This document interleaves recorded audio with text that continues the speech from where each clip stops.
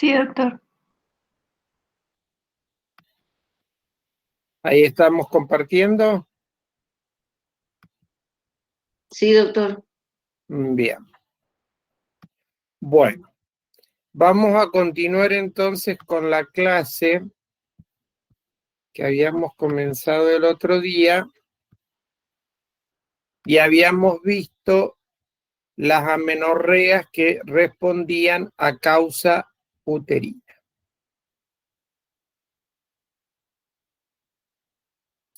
Les pido un favor, me recuerdan, no en esta clase, porque esto está subido, pero sí en la próxima, cuando empiece a dar la que grabe, para que quede la clase grabada.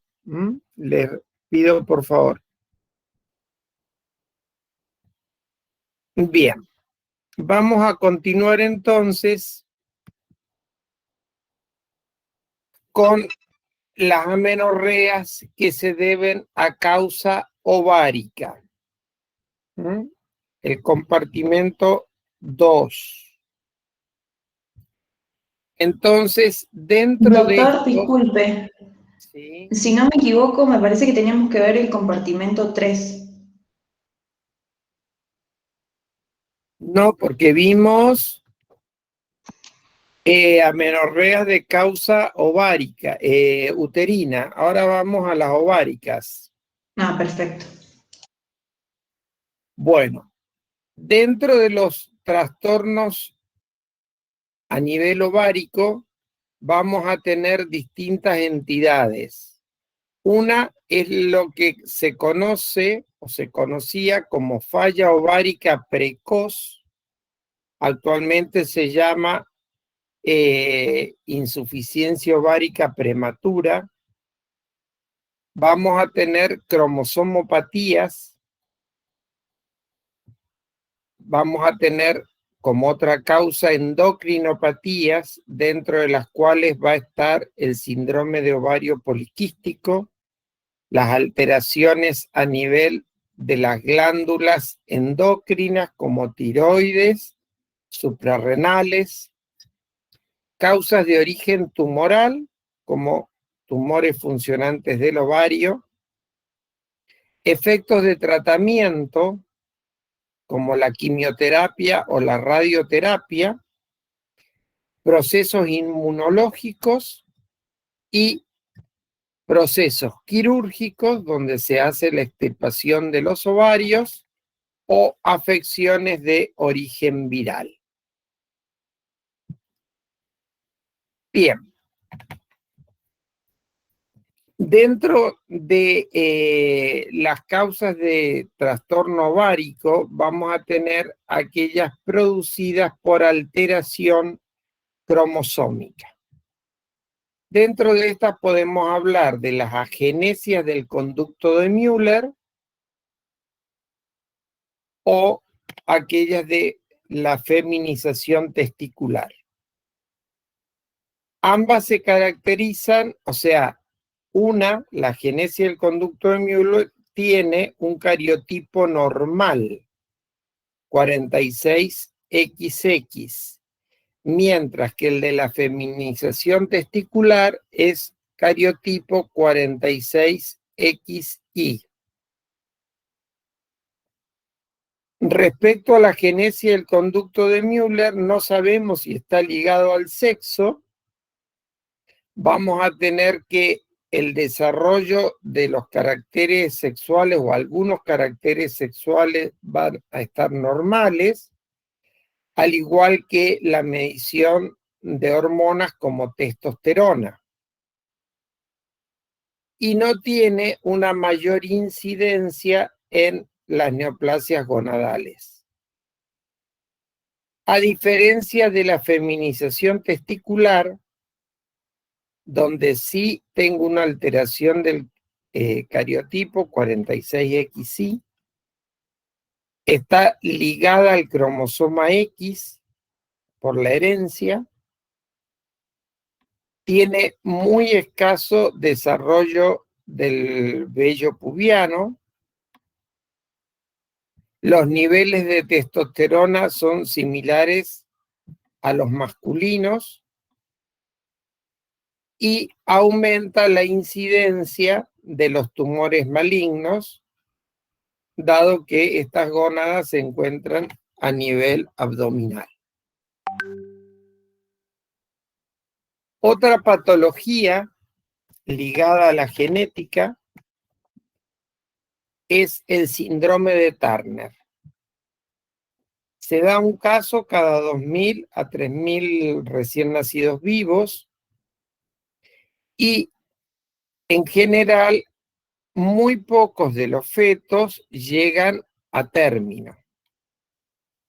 Acá el síndrome de Turner tiene una alteración en el cariotipo y decimos que es 45X0 en el 50% de los casos, y luego la otra relación que puede tener es 46, ¿sí? 45X0 y el 46XI o XQ. Y también tienen otras anomalías como es el 46XX o el XXP. Esta es una alteración genética que en general no responde a un origen hereditario.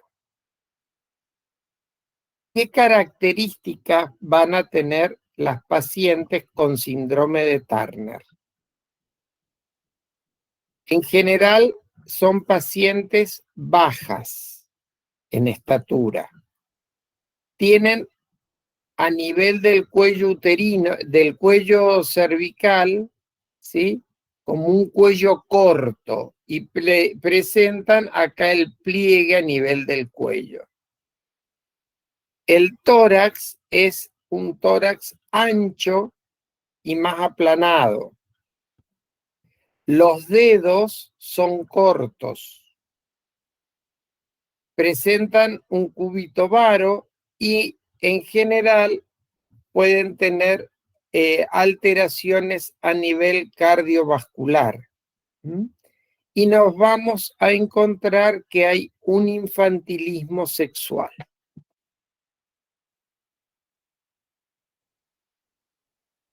Estas pacientes presentan en general una atresia acelerada de los folículos, ¿sí? Dado por la alteración cromosómica. Y el 20% en general tienen cantidad de estrógenos suficientes por los cuales pueden tener ciclos menstruales, cosa que no es lo habitual. Ese porcentaje puede tenerlo. Bien. Hay otra alteración que se llama la digenesia gonadal o síndrome de Swyer, donde tengo alteración del cariotipo, que es un 46XI, o puede ser un 46XX. La digenesia gonadal puede ser hereditaria, pero en general su causa es desconocida y es consecuencia de defectos genéticos, ¿sí? Donde aparece alguna destrucción de tejido cervical intrauterino que puede ser producida por distintos agentes, ya sea infecciosos o por medio del ambiente. Perdón. Bien. Cuando yo tengo una digenesia gonadal, la paciente con cariotipo 46XI presenta o sea, los órganos que dependen del Müller van a estar presentes. Los niveles de testosterona van a estar normales o pueden estar bajos, ¿sí? Y hay una falta del desarrollo sexual.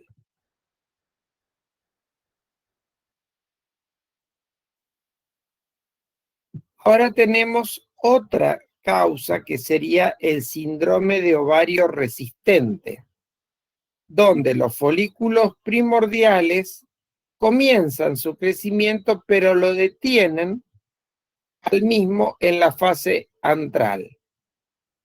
Y tienen este síndrome cursa con gonadotrofinas altas, ¿sí?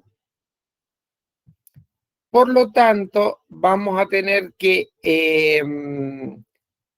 estas pacientes van a tener un retraso o una inmadurez a nivel sexual, y este síndrome de ovario resistente lo conocemos como resistencia a la FSH. Puede en algunos casos responder a la estimulación alta con gonadotrofinas.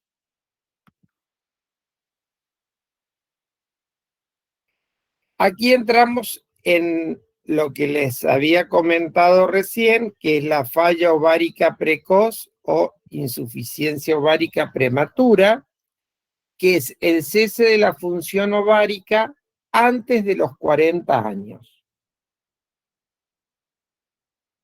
La causa no la sabemos, ¿sí? Puede ser de origen infeccioso, por procesos autoinmunes, y vamos a tener que esta falla ovárica precoz se va a dar en todos aquellos casos que nosotros tengamos una amenorrea primaria, sí, con infantilismo sexual. Pero vamos a tener pacientes normales, tanto en su desarrollo como en el ritmo de su ciclo menstrual, que hacen una falla ovárica precoz. Entonces, vamos a encontrar en el laboratorio niveles elevados de FSH y bajos niveles de estrógeno. Cuando yo tengo que la falla ovárica precoz se presenta en pacientes jóvenes, o sea, menores de 30 años, yo puedo pedir un cariotipo para determinar si está respondiendo a una causa genética. La falla ovárica precoz la voy a tratar porque esta mujer necesita ser suplementada con estrógenos y progestágenos para evitar toda la sintomatología climatérica que va a presentar, y aparte tengo que cuidar todos los efectos deleterios que la mujer va a tener al entrar en una menopausia precoz. Doctor, disculpe, ¿Sí? ¿cuáles serían los niveles de FSH que se considerarían normales? Hasta entre 30 y 35 según el laboratorio. Perfecto. Cuando yo tengo valores de FSH superiores a esos niveles, yo ya voy a estar hablando que la paciente puede entrar en climaterio. Bien. O está en Muy bien. climaterio. Mil gracias. Bien. Ahora vamos al compartimento 3, que corresponde a la hipófisis. Vamos a tener acá distintas causas que nos van a llevar a la amenorrea. Dentro de estos trastornos hipofisarios tenemos las causas tumorales, ¿sí? Donde se va a ver afectado el lóbulo anterior de la hipófisis, y vamos a tener los prolactinomas o los tumores secretantes de FSH, ACTH, TSH. Pero tenemos otras causas no tumorales, como puede ser la hiperprolactinemia idiopática, el síndrome de Sheehan, el infarto hipofisario, traumatismos craneanos, efectos por radiación o post-tratamiento quirúrgico y el síndrome de silla turca vacía. Todos estos van a estar condicionando la hipofunción o la hipoliberación de gonadotrofina, por lo cual la paciente va a estar en amenorrea.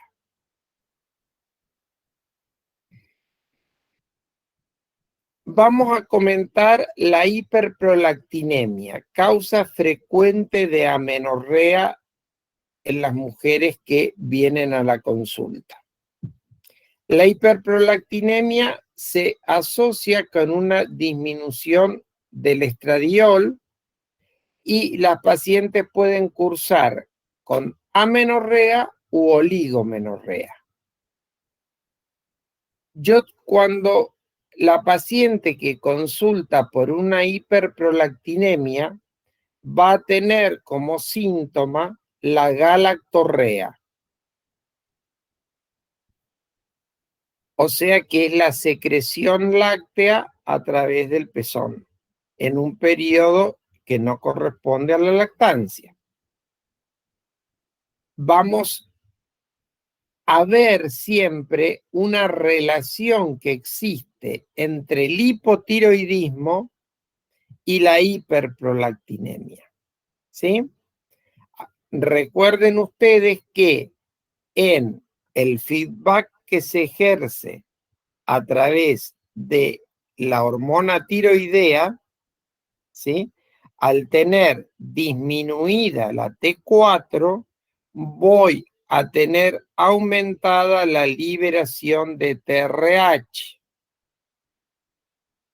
Entonces, esta TSH va a estar impactando o va a estar aumentada para tratar de que la glándula tiroides produzca más T4. Esto lleva a que en el feedback se produzca una alteración a nivel de la secreción de dopamina y en consecuencia va a aumentar la secreción de prolactina. También los tumores hipofisarios nos pueden dar hiperprolactinemia. Un valor de corte que se da es el de 100 nanogramos para valor de prolactina, en el cual cuando yo llego a este valor o se supera, yo tengo que pensar que la causa es tumoral. Valores menores a 100, estoy pensando en una causa más de origen funcional.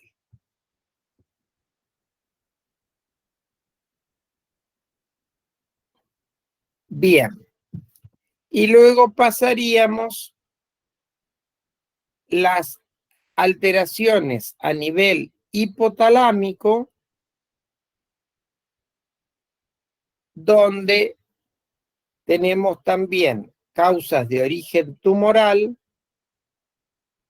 causas psiconeuroendocrinas, donde dentro de estas tenemos la anorexia y los trastornos nutricionales o la vigorexia. Causas genéticas, como sería el síndrome de Kallmann, donde voy a tener amenorrea y trastornos en el olfato.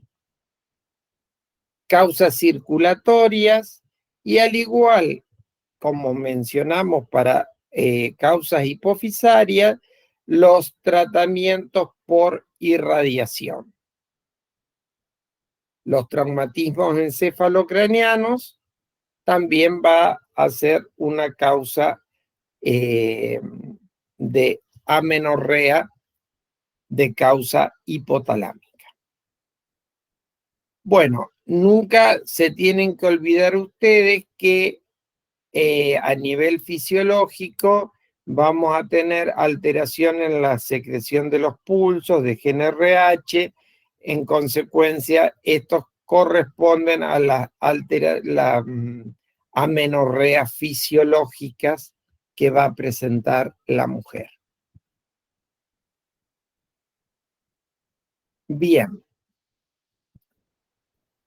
Dentro de las afecciones endocrinas e inmunológicas que habíamos comentado, vamos a tener que va a haber síndromes que van a cursar con amenorrea. ¿Cuál es el más frecuente? El hipotiroidismo, ¿sí? Por las causas que ya le expliqué.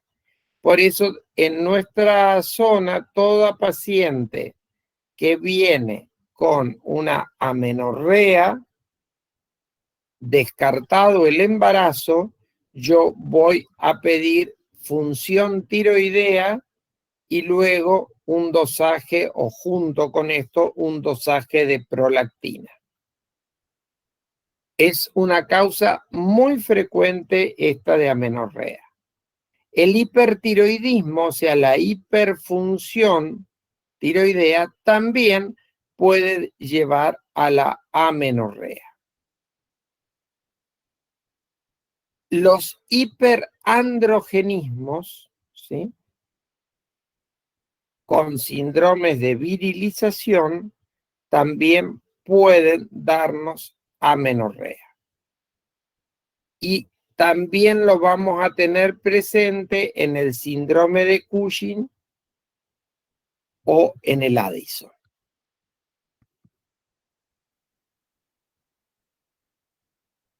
Bien, acá tenemos nosotros, cuando estamos ante la presencia de un síndrome virilizante, ¿qué es lo que vamos a pedir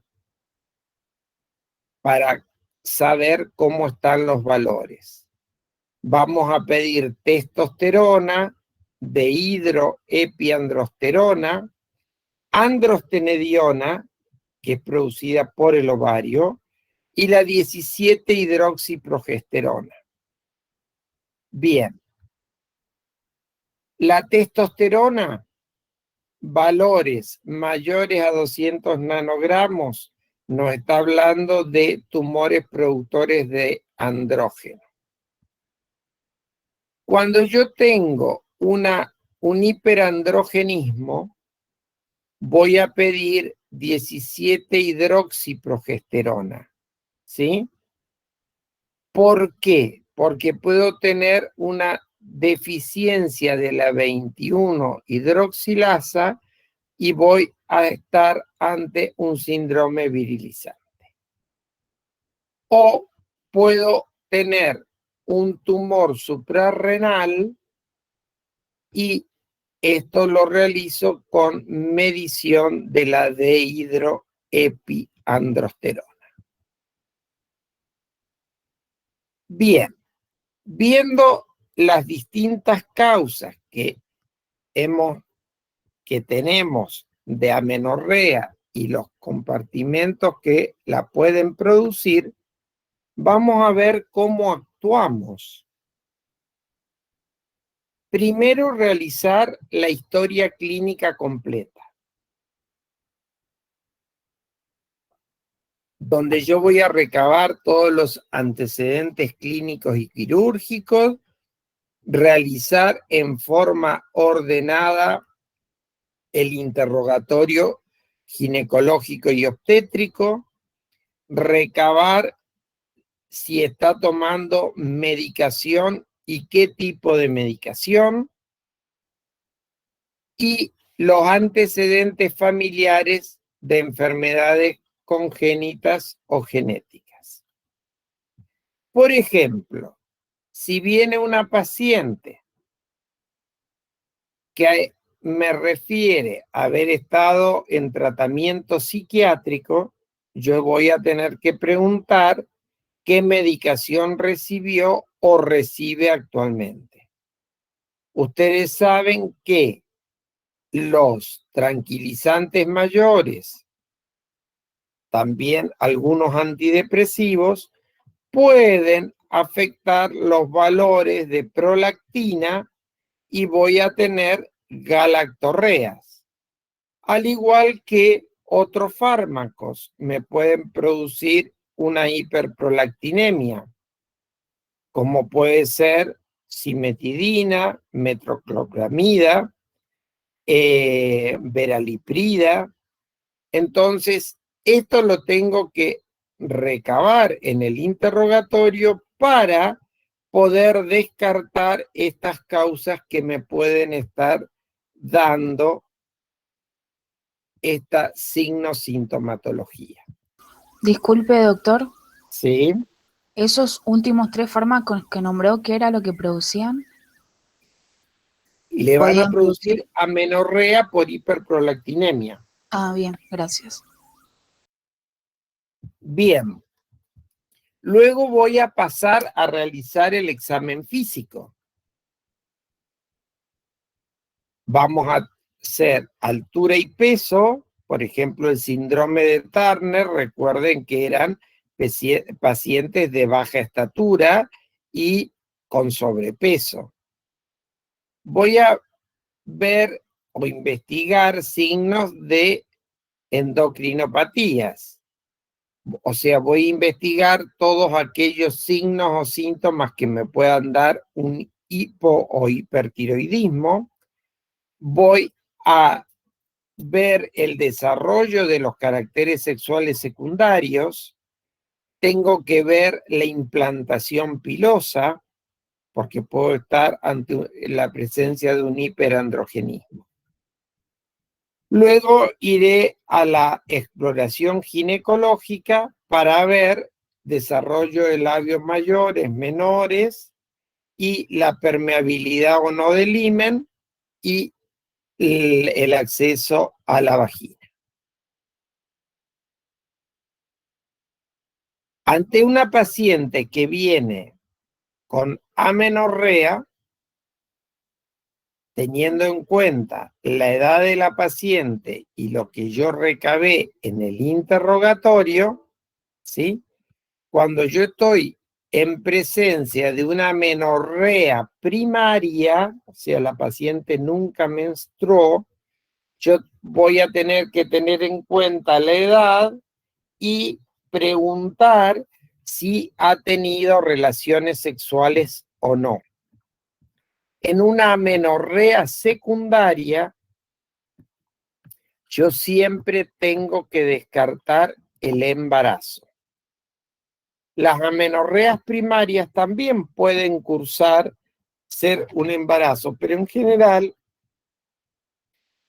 son niñas que pueden, por el traumatismo mismo, en general relacionados al abuso, no querer contar el antecedente del abuso sexual y el posterior embarazo que puedan tener.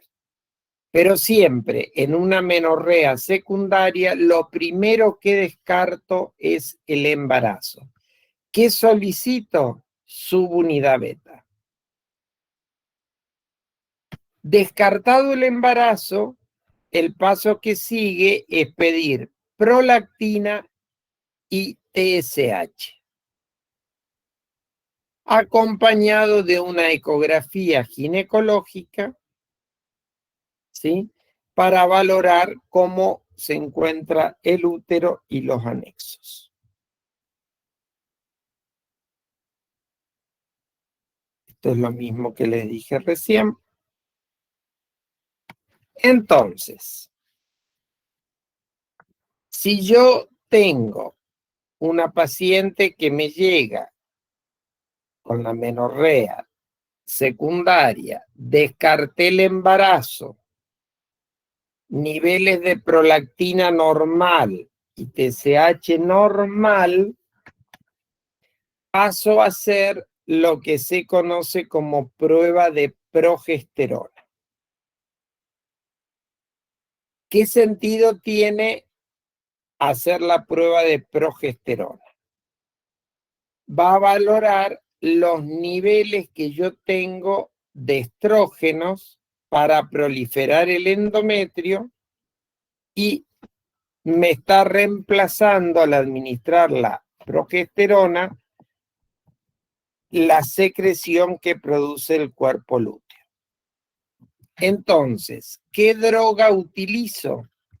Progesterona micronizada, 200 a 300 miligramos día por un total de 10 días. Si ustedes utilizan 200 miligramos, es un solo comprimido que se utiliza por la noche antes de acostarse. Si utilizo 300 miligramos día, voy a usar 100 miligramos al mediodía y 200 por la noche. Progesterona natural micronizada viene en cápsulas y se puede colocar por vía oral, se puede dar, o la podemos colocar como óvulos. El efecto va a ser igual a nivel uterino. ¿Qué otra droga? ¿Por qué recomendamos que los 200 miligramos se tomen a la noche antes de acostarse? Porque puede dar sueño y mareos. ¿Qué otra droga vamos a utilizar? O podemos utilizar la medroxiprogesterona, 10 miligramos por vía oral durante 5 a 10 días. Finalizado este tiempo de ingesta, nosotros esperamos 10 días para ver si la paciente presenta descamado. Si en el lapso de esos 10 días posteriores a la toma presenta el descamado, decimos que la prueba de progesterona fue positiva. Si no hay descamado, tengo que volver a repetir un nuevo esquema de prueba de progesterona.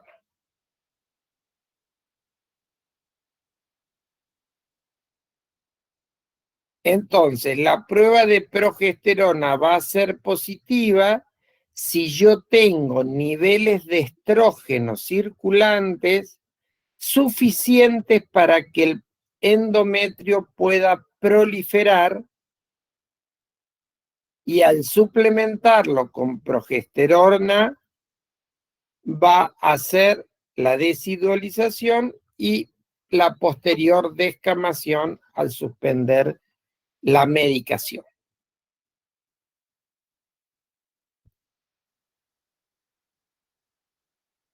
Bien. Entonces, si la prueba de progesterona es positiva, les dije que eso implicaba que tenía niveles de estrógenos circulantes suficientes, ¿sí? O sea que no tengo problemas a nivel uterino.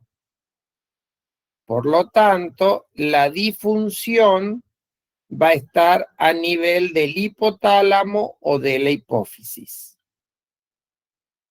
¿Sí? Cuando yo tengo una prueba de progesterona negativa, tengo que pensar que puede haber una alteración a nivel del tracto de salida, que sería una alteración orgánica o anatómica, o puede haber una causa funcional donde el endometrio no ha sido proliferado en forma suficiente. Entonces, acá tenemos, nuevamente repetimos los pasos. En una amenorrea secundaria, yo voy a hacer test de embarazo, TSH y prolactina. Si tengo una TSH aumentada, puedo pensar en un hipotiroidismo y tengo que descartar ante la prolactina elevada que ésta pueda deberse al hipotiroidismo o ser por un tumor a nivel hipofisario. Luego voy a hacer la prueba de testosterona, de progesterona. Si la prueba de progesterona es positiva, ¿sí? Yo tengo niveles de estrógeno circulante suficiente, entonces yo pienso acá que hay una alteración a nivel ovulatorio. O sea, no tengo formación de cuerpo lúteo. Si la prueba de progesterona es negativa, la vuelvo a repetir. Me sigue dando negativa, tengo que hacer la prueba de estrógenos. ¿En qué consiste la prueba de estrógenos? Yo voy a realizar un ciclo artificial dando estrógenos y progestágenos. Entonces, voy a darle estrógenos conjugados equinos. Actualmente no tengo disponible en Argentina estrógenos conjugados equinos. Seguido de progesterona. También puedo utilizar, si no, estradiol oral más acetato de medroxiprogesterona. O puedo utilizar también un anticonceptivo oral de alta dosis para realizar esta prueba de estrógeno-progesterona. ¿Qué es lo que busco? La proliferación endometrial y la deprivación menstrual. Bueno, cuando hago la prueba de estrógeno-progesterona, la paciente en el lapso posterior a la finalización, ¿sí?, dentro de los 10 días posteriores tendrá que menstruar, ¿sí? Si esta prueba de estrógeno-progesterona me da positiva, quiere decir que la falla la voy a tener a nivel ovárico o a nivel de hipotálamo hipófisis. O sea, me voy a centrar en la búsqueda de la causa en estos niveles. Pero si la prueba de estrógeno y progesterona me da negativa, tengo que pensar que hay una alteración en el tracto de salida. Y acá tenemos un resumen, ¿sí?, o graficado, lo que les dije. Perdón.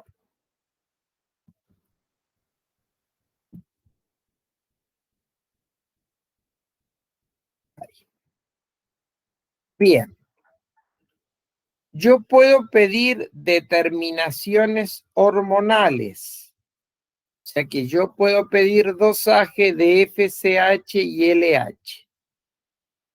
En una paciente que consulta por una amenorrea, la tengo que pedir en cualquier momento porque esta paciente no está menstruando.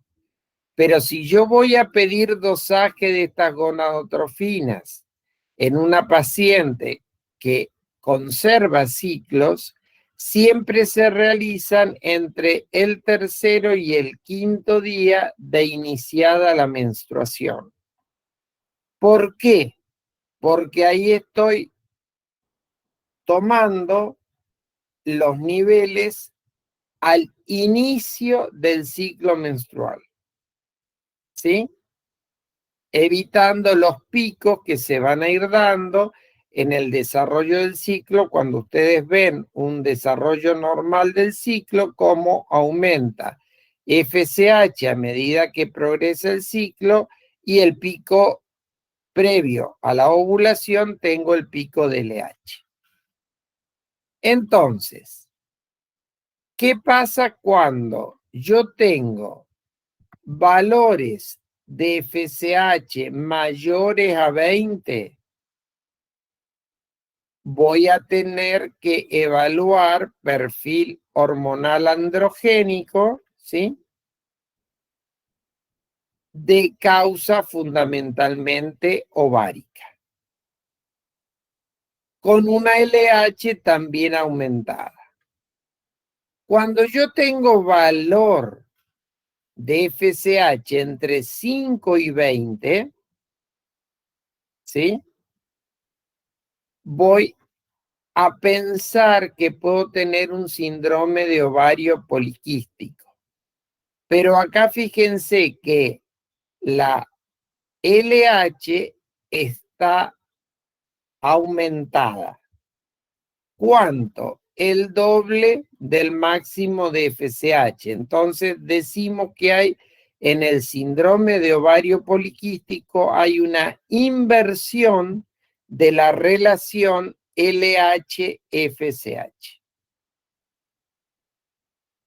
Y cuando yo tengo una afectación a nivel hipotálamo hipofisaria, en general los valores de FSH y de LH van a ser muy bajos, porque no hay producción. Bien. Acá yo solicité FSH y LH. Puede ser que me dé FSH baja con LH, entonces acá yo voy a estar pensando causa central. FSH baja con LH aumentada, síndrome de ovario poliquístico. Esta inversión de la relación LH-FSH no siempre se da en el ovario poliquístico. O sea que yo puedo tener un ovario poliquístico sin haber esta alteración de gonadotrofinas. Antes se lo utilizaba como marcador para hacer diagnóstico. Actualmente esta no se utiliza. Ya lo van a ver cuando vean ovario poliquístico. Si yo tengo aumento de gonadotrofinas de FSH y LH, ¿qué quiere decir? Tengo mucha hormona circulando, impactando en el ovario porque quiere que ese ovario ovule. Y ese ovario no responde, ¿sí?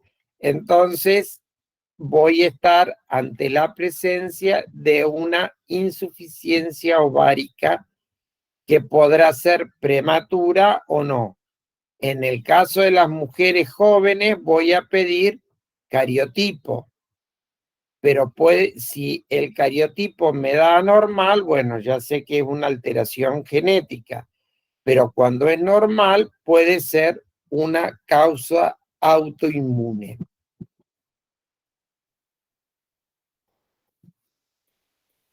Bien, y puedo ser también, cuando tengo gonadotrofinas bajas, la prueba de estimulación con gen RH para ver cómo responde la secreción de LH y FSH, ¿sí?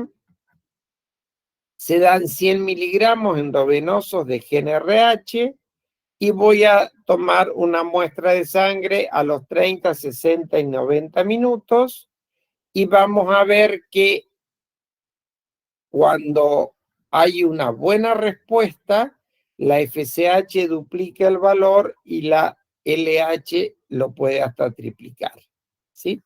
Entonces, acá decimos que la causa es hipotalámica.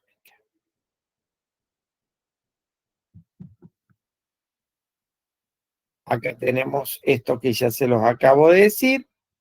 ¿Y cómo voy a investigar si estas alteraciones a nivel hipotálamo hipofisario? Fundamentalmente, actualmente lo que se solicita es la resonancia magnética nuclear con contraste para investigar hipófisis. Ustedes saben que la hipófisis va a estar asentando en la silla turca y que la silla turca tiene unos elementos óseos, ¿sí? Que eso cuando no teníamos resonancia magnética pedíamos rayos X de silla turca, entonces veíamos que esta silla turca estaba como aplanada. Actualmente recurrimos a resonancia. Esto ya lo vimos. Entonces, haciendo un resumen general de los pasos a seguir ante una amenorrea secundaria, vamos a tener que yo realizo prueba de embarazo. La prueba de embarazo me dio positiva, la paciente continuará con su embarazo o no. Si la prueba de embarazo me da negativa, pido dosaje de TSH y de prolactina. Puede ser que prolactina y TSH me den normal o me dé anormal. Cuando tengo una función tiroidea anormal, primero, y que pueda estar acompañada de hiperprolactinemia, primero voy a corregir la función tiroidea. Eso automáticamente me va a llevar a una disminución de la prolactina, ¿sí? Por lo tanto, cuando yo tengo una alteración tiroidea, primero corrijo eso y después sigo controlando a ver esos valores de prolactina, cómo se están manejando. Pero puede ser que la prolactina me dé por encima de 100, ¿sí? Entonces yo voy a pensar en una causa que puede ser tumoral. Dijimos que ese era el valor de corte y cuando pienso en causa tumoral voy a pedir resonancia magnética de cerebro y de hipófisis. Bien. ¿Qué puede suceder? Que si descarté que sea la causa tumoral, ¿sí? Ya sea esta causa con afectación tiroidea o no, porque puede estar la función tiroidea normal y la mujer tener una adenoma hipófisis, ¿sí? Que me va a dar solo una hiperprolactinemia. Pero con prolactina y función tiroidea normal, tengo que buscar signos de virilización, ¿sí? Puede ser que no tenga signos de virilización, o sea, vello normal, caracteres sexuales secundarios normales. Entonces, ¿qué hago? Paso a medir FSH. Si la FSH me da por encima de 20, ¿sí? voy a estar pensando que esta paciente puede tener una falla ovárica, una insuficiencia ovárica prematura. En las mujeres jóvenes menores de 30 años, pido cariotipo. Pero puede ser que la FSH me dé normal. Entonces voy a hacer prueba de estrógeno y progestágeno, ¿sí? Y esta prueba de estrógeno-progesterona puede ser positiva, entonces la alteración puede estar a nivel del hipotálamo o de la hipófisis o también del ovario. Entonces acá yo voy a tener que ir a buscar causas de esos niveles. Pero puede ser que haga la prueba de estrógeno y progesterona y esta me dé negativa. Si tengo una prueba estrógeno-progesterona negativa, tengo que pensar que la amenorrea es de causa uterina, como me lo va a estar dando el síndrome de Asherman o una sinequia a nivel cérvico-vaginal. Pero puede ser que en ese dosaje de FSH me dé una FSH muy baja, menor de 5. Entonces acá yo voy a estar pensando que la disfunción se encuentra a nivel central y voy a ir a pedir una resonancia magnética de cerebro. Cuando yo estudio a la paciente que viene por amenorrea y le encuentro signos de virilización, voy a cambiar, ¿sí?, el sentido en el cual pido los estudios. Voy a ir a medir testosterona, sulfato de dehidroepiandrosterona, androstenediona. Si estos valores me dan aumentados, o sea, una testosterona mayor a 150 o 200, la de dehidro mayor a 700, voy a pedir ecografía pelviana y TAC o resonancia de suprarrenal para descartar tumores funcionantes a nivel suprarrenal o tumor ovárico, ¿sí? Entonces, si tengo estos niveles elevados y una ecografía y resonancia que me hablan de un tumor, ya sé la causa del síndrome de amenorrea con virilización, ¿sí?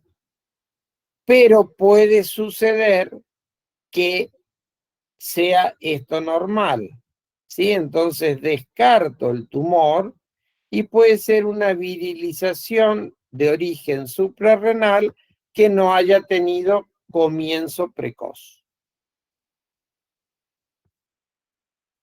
Cuando yo investigo ante signos de virilización, puede ser que me dé algunos valores normales, ¿sí? Entonces siempre el síndrome de ovario poliquístico va a ser el primer diagnóstico. Y ustedes van a ver que estas pacientes cursan con amenorrea, generalmente comienzan primero con la oligomenorrea, que es lo más típico del ovario poliquístico, acné, hirsutismo. Bien, eso ya lo van a ver cuando vean ovario poliquístico. Yo puedo pedir testosterona y dehidro que me den alteradas, ¿sí? Entonces, ¿qué descarto? Un síndrome de ovario poliquístico o un síndrome de virilización de causa suprarrenal. Entonces, según la signosintomatología y lo que yo haya encontrado siguiendo el algoritmo diagnóstico, es hacia dónde voy a enfocar el tratamiento. Bien, acá esto es un resumen similar de lo que dijimos recién. Ante una amenorrea secundaria, prueba de prolactina, descartado el embarazo, ¿no? Una prueba de TSH y prolactina con prueba de progesterona. Si tengo una TSH que está alterada, o sea, aumentada, pienso en hipotiroidismo. Cuando tengo una prolactina mayor de 100, tengo que pedir resonancia magnética porque estoy pensando en un tumor. Pero también puede suceder que sea una hiperprolactinemia idiopática. Si yo realizo una prueba de progesterona, la prueba de progesterona podrá ser positiva o negativa. Cuando la prueba de progesterona es positiva, con prolactina normal y TSH normal, la paciente no ovula, o sea que tengo un trastorno a nivel ovárico o hipofisario. Y cuando hay sangrado no hay sangrado por deprivación, hago la prueba de estrógeno-progesterona. Si la prueba de estrógeno-progesterona me da negativa, tengo que evaluar el órgano de salida, o sea, sería útero o vagina. Y si la prueba de estrógeno-progestágeno me dio positiva, voy a hacer dosaje de prolactina y TSH. Si estos me dan normal, pido gonadotrofinas. ¿Sí? Según cómo me den las gonadotrofinas, voy a estudiar hipófisis e hipotálamo. Y cuando yo tengo una FSH mayor a 40, ¿sí? Voy a valorar cariotipo, ¿sí? O estar ante la presencia de una falla ovárica precoz. Bien. Y acá este muchacho está remando cuesta arriba, como ustedes estarán ahora pensando qué van a hacer con todos estos datos que le hemos dado, pero no es tan complicado como por ahí se presenta. La amenorrea es una causa frecuente de consulta donde nosotros vamos a ir con los distintos algoritmos investigando los distintos síndromes o causas que pueden estar presentes. Muy bien, con esto hemos terminado amenorreas. Coméntenme dudas. Sí, doctor, yo tengo una duda. Diga. En el caso de que la amenorrea sea de causa secundaria, o sea, en una mujer adulta, ¿igual se realiza el cariotipo? Una amenorrea secundaria en una mujer menor de 30, donde usted no le encuentra otra causa, puede pedir cariotipo. Menor de 30. Gracias. Bien. ¿Alguna otra duda? Doctor, yo Doctor, tengo... una consulta. Dale. No, dale, no importa, seguí vos, después voy yo. En el libro sale como que el orden de los compartimentos está al revés de lo que sale en el Power. Dice que el sector 1 es disfunción hipotalámica o en el sistema nervioso central, el 2, la alteración de adenohipófisis, el 3, disfunción ovárica y el 4, falla uterina. Según cómo la clasificación que se tome, puede ser el de la OMS, ¿sí? O puede ser otra clasificación de compartimentos. Nunca le van a, nunca le vamos a preguntar, dígame el compartimento 1, ¿cuál es? En general, a usted lo que le interesa saber es dónde está la falla. Entonces, saber que la falla será hipotálamo hipofisaria, ovárica, ¿sí? O uterina. Perfecto, doctor. Gracias. Doctor, yo quería preguntarle, porque hubo una parte del algoritmo en el que no me quedó claro. Cuando usted pide la prueba de embarazo, si da negativo, ahí se pide TSH y prolactina, ¿no es cierto? Sí. Bien, eso puede dar normal o anormal. Si da normal, usted busca ahí signos de virilización que pueden dar normales o anormales, ¿no es cierto?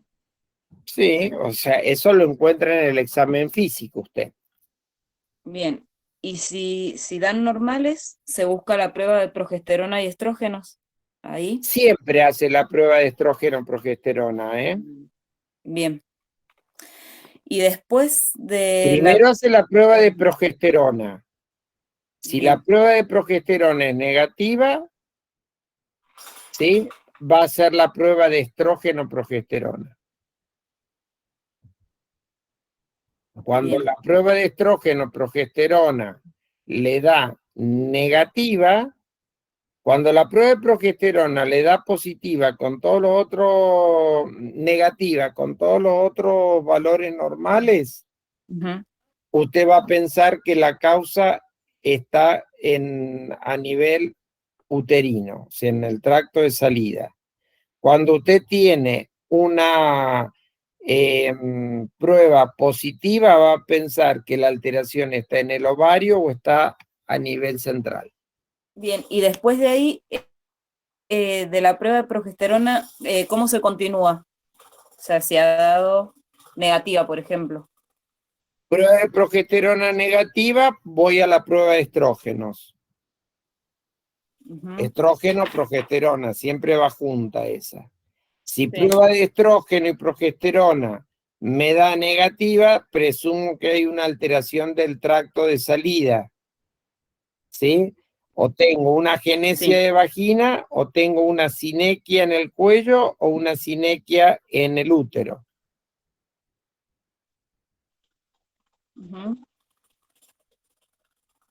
Bien, gracias, doctor. Muy bien. Bueno, ¿alguna otra duda? Doctor, yo que entré un poco tarde, quería saber si ya hablaron de los casos clínicos que teníamos que resolver. No. Ni vamos, porque ni vamos a hablar por ahora de los casos clínicos, eso. Ustedes, lo que se le presenta por la página, ¿sí? Se resuelve en la página o después en los trabajos prácticos. Bien, no, sí, yo lo envié, pero tenía un par de dudas de... Ya va a tener momento para sacarla, porque ya se les va a enviar. Ustedes tenían fecha de entrega, después se le envía, usted va a poder hacer la autocorrección del caso. Y después va a tener los trabajos prácticos donde puede sacar la duda de eso. Bien, ¿sí? Gracias, doctor. Bien. ¿Alguna otra duda de esto, chicos? Yo, doctor, una pregunta. ¿Cuáles son los niveles normales de estrógenos y LH?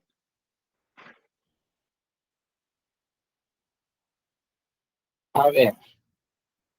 Depende el momento en el cual usted vaya a medirlos, ¿sí? Si yo tengo en una paciente que ha venido teniendo un desarrollo normal, ¿sí? Y con ritmo y ciclo normal y está alrededor de los 40 años, o supongamos alrededor de los 50 también, y tengo una FSH que va a estar arriba de 30, yo pienso que esta paciente está, y son dos determinaciones separadas por un mes al menos de entre una toma y otra, yo voy a decir que esta paciente está en menopausia. ¿Sí? Si usted lo dosa en una niña, va a variar porque no tiene desarrollo de esta hormonal todavía. Pero en una paciente en edad adulta, normalmente consideramos normal hasta 20, 25, 30. Más de 30 ya estamos con valores alterados.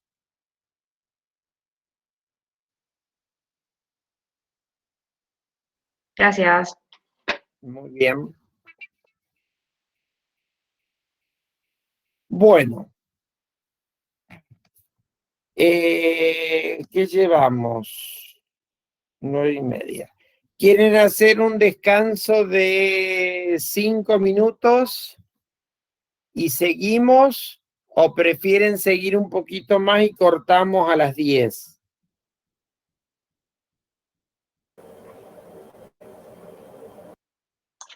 Sigamos, chicos, y cortamos a las 10. Sí, sigamos. Sí, sigamos. O sea, cortamos a las 10 un poco sigamos. más. Cortamos a las 10, entre 10 y 10:30 más o menos, para seguir la segunda parte, ¿sí? Bueno. Vamos a ir a la presentación, déjenme que la busque.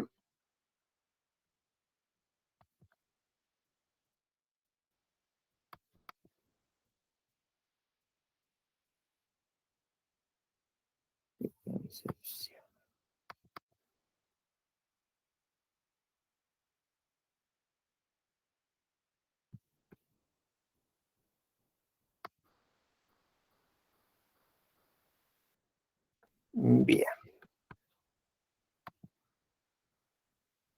Estamos compartiendo pantalla. No. Una ventana.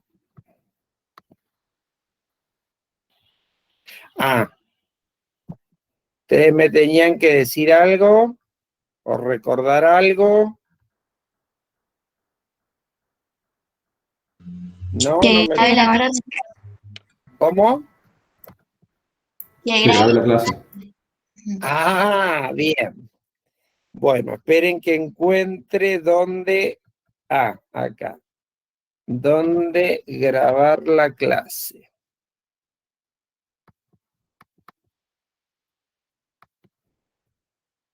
Compartir. Ahí estoy compartiendo, ¿cierto? Sí, ¿Ven doctor. unos signos de pregunta? Sí, sí se ve. Sí, doctor. Bien. Ahora quiero saber desde dónde grabo. ¿Quién me ayuda? Ahí la ponemos, doctor.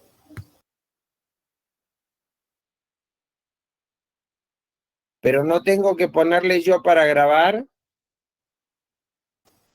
No, porque le queda, si usted creó la reunión, le queda a usted en el Google, en el No Drive. siempre, ¿eh? Entonces vaya a los 3 puntos. Doctor, en los 3 puntitos que están en la esquina inferior derecha, ahí aparece la opción Acá. de grabar. Sí. Lo que pasa es que tuve que sacar la presentación ahí.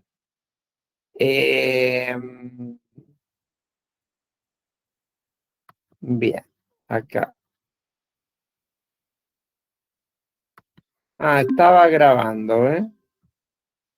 Graba automático, entonces.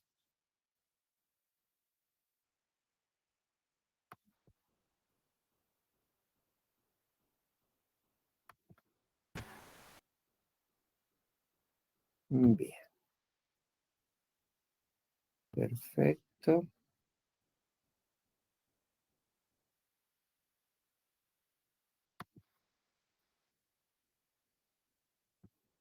Esto no. Ahí estoy compartiendo con ustedes. ¿Ven unos signos de pregunta?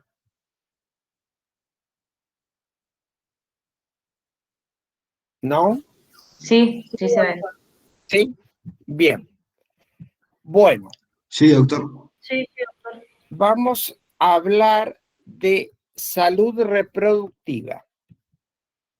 Según la Organización Mundial de la Salud, se define como salud todo aquel estado completo de bienestar físico, psíquico y mental y social en los aspectos relacionados, ¿sí?, a la sexualidad y a la reproducción en todas las etapas de la vida.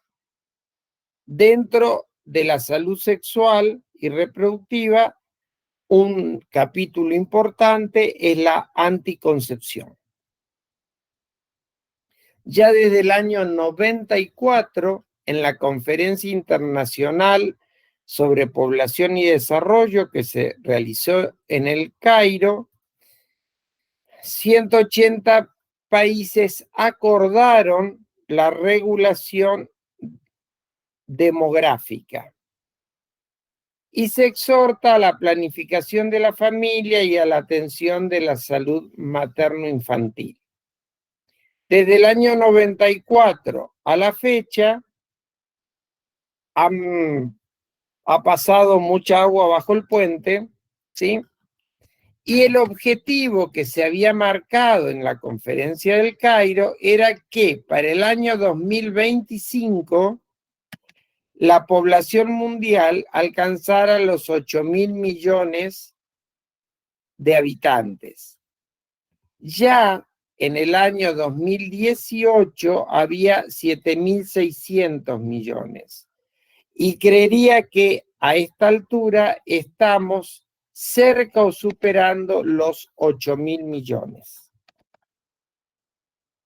Por lo tanto, acá lo que se teme siempre cuando aparecen estas conferencias de población y desarrollo es a la superpoblación y a la falta de insumos alimentarios que permitan el desarrollo de las personas.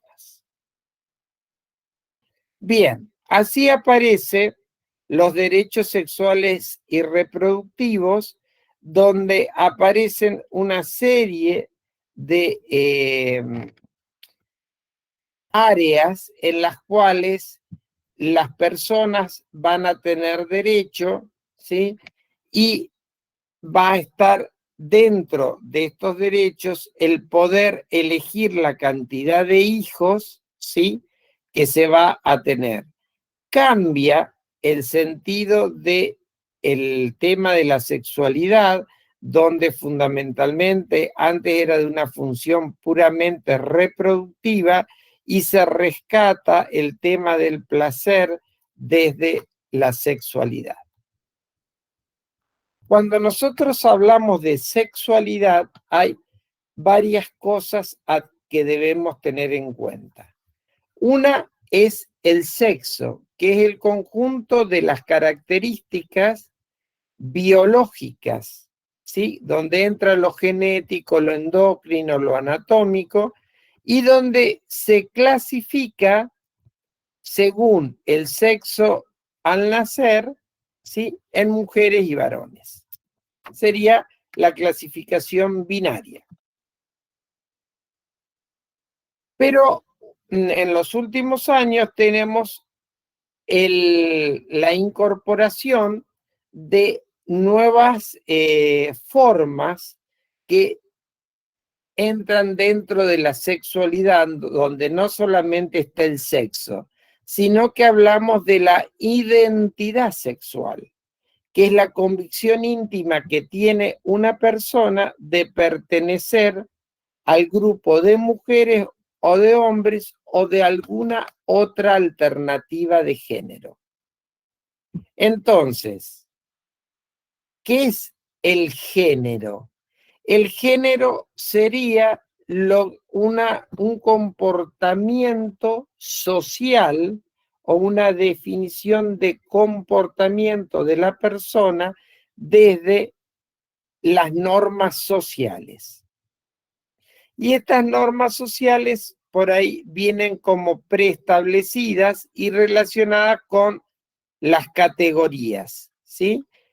Que están determinadas por la cultura y por el periodo histórico. Y una cosa diferente al género sería la orientación sexual, que es la atracción emocional que se siente hacia las personas de otro sexo o del mismo sexo, o de ambas. Y se dice que habrá una predisposición sexual hacia los varones o hacia las mujeres. Y acá definimos así orientación. Yo puedo ser de sexo masculino con un rol de género femenino y una orientación sexual femenina. ¿Se entiende? ¿Sí? ¿No me Sí, escuchan? doctor. Ah, bien. Perfecto. También tenemos que saber que la sexualidad va a ir creciendo y cambiando a lo largo de la vida. ¿Sí? O sea que la sexualidad no es una cosa estática, sino que puede ir variando. Y dentro de esta sexualidad vamos a tener este sinnúmero de aspectos que tenemos que considerar. Una es el sexo anatómico que tenemos, los aspectos reproductivos, la orientación sexual de cada individuo, el rol de género, qué pasa en la intimidad de cada uno, las zonas de placer, ¿sí?, que se logran, la identidad sexual, y todo esto también va a estar incluido el erotismo. Sin duda es una serie de factores que van a actuar influyendo y modificando la sexualidad. Por eso nos podemos encontrar en distintos ámbitos o periodos de la vida donde la atracción sexual ha cambiado o los roles pueden haber cambiado con el desarrollo de la persona. Esta sexualidad va a estar modificada también o influenciada por aspectos biológicos, psicológicos, sociales, culturales, históricos, políticos, económicos, legales, éticos, espirituales y religiosos. Por lo tanto, nosotros vamos a tener lo que dijimos que era el género, ¿sí? O sea, lo que nos hace es pertenecer al grupo de hombres o de mujeres. La vinculación afectiva es la capacidad de sentir, amar y enamorarse, y el erotismo, que es el deseo y la excitación, el orgasmo y el placer. Todo esto podrá estar orientado, ¿sí?, hacia el mismo sexo, hacia el sexo opuesto, al mismo sexo, o poder yo tener una orientación sexual hacia ambos sexos. Cuando hablamos del sexo biológico, vamos a tener hombres, que en realidad sería macho y hembra. Pero también vamos a tener los estados intersexuales, ¿sí? Y que responden a una cuestión de tipo orgánico, como vimos en la clase anterior. Entonces, la intersexualidad o diferenciación sexual diferente podría estar dada por una condición genética en la que el desarrollo del sexo cromosómico es atípico, ¿sí? Y es lo que denominábamos históricamente como hermafroditismo. O sea, son estos o que aparecen con genitales que van a ser genitales ambiguos, donde no se puede definir si exactamente si es un desarrollo masculino o femenino. Y acá la genética es la que va a tener que determinar a qué tipo de cariotipo corresponde. Bien. La OMS habla, cuando decíamos de género, ¿sí? Acá tenemos que es un término que corresponde a las ciencias sociales, no a la medicina, y el conjunto de características diferenciadas que cada sociedad asigna al varón y al hombre. O sea, al varón y a la mujer, perdón. Según la OMS, esto se refiere a roles socialmente construidos por comportamientos, actividades y atributos que pone la sociedad y que considera apropiado para que la haga el hombre o la mujer, orientado a visibilizar aquellas diferencias y desigualdades sociales entre hombres y mujeres. Actualmente se está tratando de llegar a una, o sea, en la lucha de las mujeres que están realizando, a que estos roles de género logren igualdad. Entonces acá vamos a tener que el género, voy a tener una identidad de género, o sea que una persona se siente íntimamente que pertenece al grupo de las mujeres o de los hombres u otra forma. El rol de género, que es el que desempeña esa persona en la sociedad. Y la expresión de género es como la manera en que se comunica esa identidad de género a través de la apariencia física. ¿Sí? Todo eso confluye para hacer lo que hablamos actualmente de género. Bueno, la identidad es cuando lo que una persona realmente siente para ser, y el rol es lo que socialmente se atribuyen como tareas para el hombre y la mujer. ¿Qué significa cisgénero o transgénero? El cisgénero son las personas que se sienten como hombre o como mujer y que coinciden con su sexo biológico. El transgénero son las personas que tienen una identidad de género que no coincide con el sexo biológico asignado al nacer. ¿Sí? Y los trans puede incluir a personas que no se identifican con rol de género masculino y femenino estricto. ¿Mm?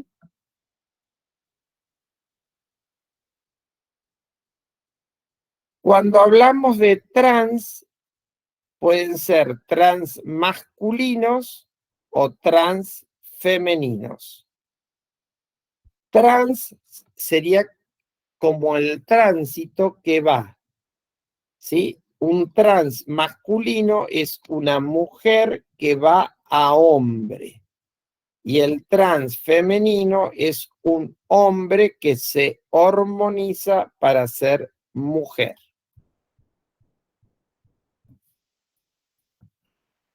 Acá entonces aparece el término de los travestis, los transexuales y los transgéneros, que son cosas diferentes. Los travestis son hombres o mujeres que se transvertizan, o sea, se transforman, ¿sí?, en determinado momento a hombres o mujeres, ¿sí? Estos serían los travestis. Los transexuales son los que van a convertirse, ¿sí?, o van a ir a las cirugías de reasignación de sexo. Y acá marcamos la diferencia: los travestis no desean realizar cirugías de reasignación de sexo. Sí lo hacen los transgéneros. Hay que saber también que hay en ciertas sociedades donde aparecen, ¿sí?, géneros alternativos, y esto, por ejemplo, pasa con los guarú y las tiguadinas, que están en Venezuela y también en México, los zapotecas, donde son en general varones, ¿sí?, que tienen rol de mujer, pero no se le, o sea, ellos hablan de un tercer género, ¿sí? Y está totalmente aceptado por esas sociedades. Es más, las familias desean tener, ¿sí?, alguno de que de sus miembros sean este tercer género, porque son los que se van a dedicar después al cuidado de las personas mayores de la familia. Bueno, la orientación sexual, esto fue lo que ya hablamos, no quiero abundar, pero en lo que nos compete en la atención ginecológica, nosotros nos podemos encontrar con mujeres lesbianas y bisexuales, ¿sí?, donde la atracción es a mujeres de mujer a mujer, o también pueden sentir atracción hacia mujeres o hacia hombres en forma simultánea, y hablamos de bisexuales. Ser lesbiana no afecta a la salud individual, pero puede haber algunos factores de riesgo que están dadas por el comportamiento. Entonces, en general, las mujeres lesbianas no realizan controles porque tienen miedo a ser rechazadas, le tienen miedo a revelar su identidad, tienen temor a confidencializar su condición sexual. Como tienen relaciones con otras mujeres, se perciben que pueden tener menor riesgo de infecciones o de enfermedades ginecológicas, y también pueden tener dentro de los factores de mayor riesgo el mayor consumo de tabaco, alcohol y la tendencia a la obesidad.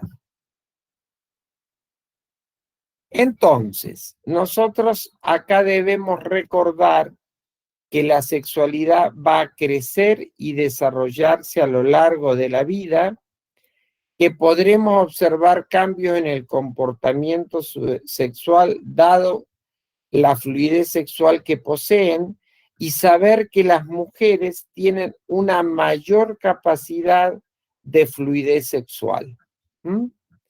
Que esta sexualidad va a ser diversa y se presenta con características particulares en cada persona, y que todos los ámbitos de nuestra vida van a estar atravesados por la sexualidad, ¿sí?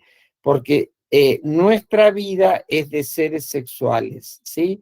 Y que ayudan a nuestra forma también de comunicación.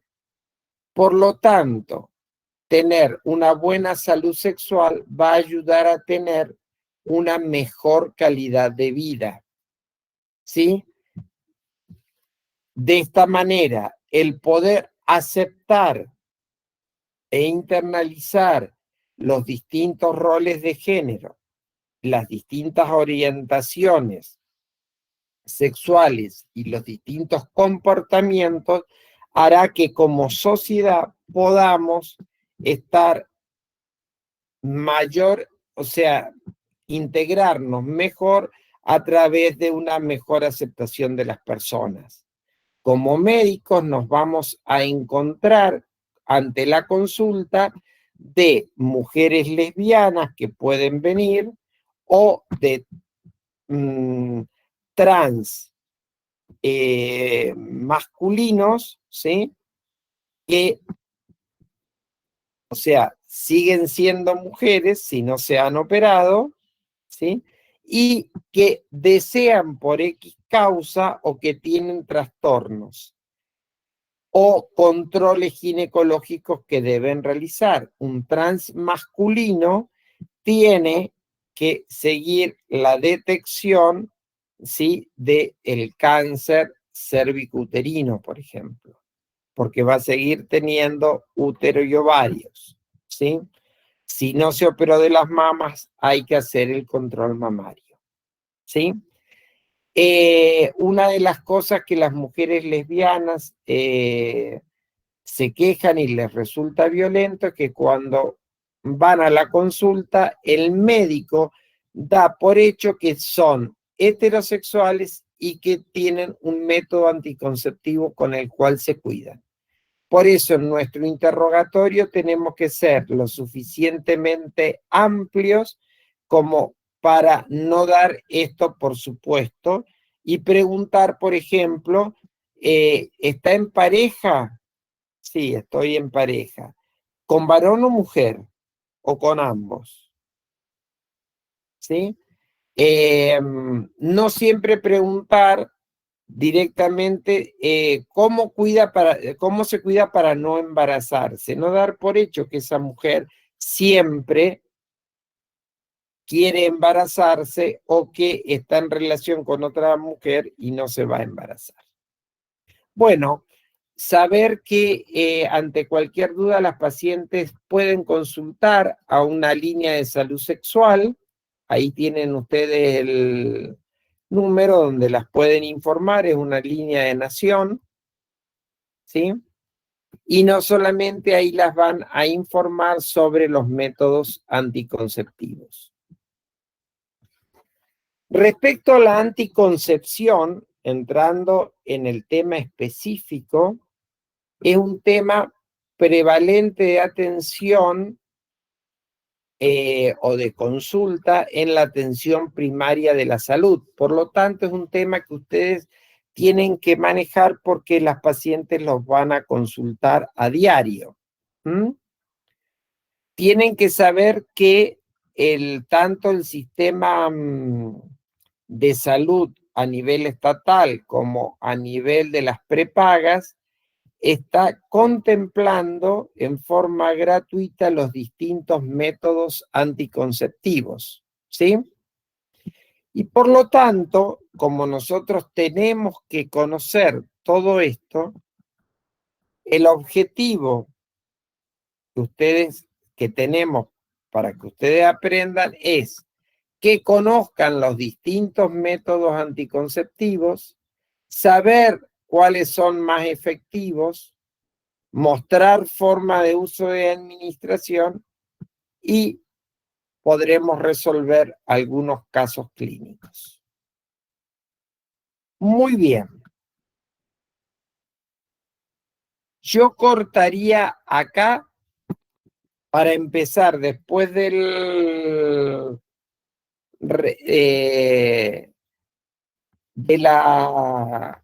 receso con la clase específica de anticonceptivos. ¿Están de acuerdo? Sí, doctor. Muy Sí. bien. doctor. Son 9:53. Descansamos 55 a las y 25, ¿les parece? ¿O a las y 20 Perfecto. quieren? A las y 20. Sí, doctor. 10 y Sí, 20 doctor. nos encontramos de vuelta. ¿Sí?